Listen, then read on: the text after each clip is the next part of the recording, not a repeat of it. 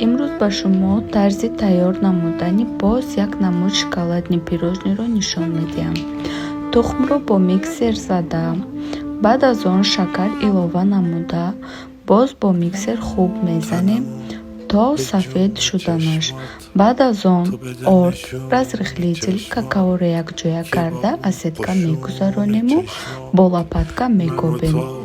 بعد روغنی растани илова карда боз با лопатка кофта хамирро дар қолабак мерезем. акнун крем тайёр мекунем. сливочное масло, творожный сыр, вареная сгущенка, какаоро якҷоя карда бо миксер мезанем то хуб якҷоя шуданаш.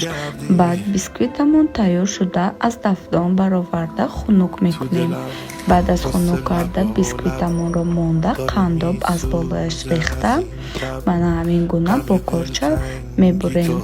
баъди бурида шудани бисквит мана ҳамин гуна ҷудо карда кремамонро аз болояш мегузорем.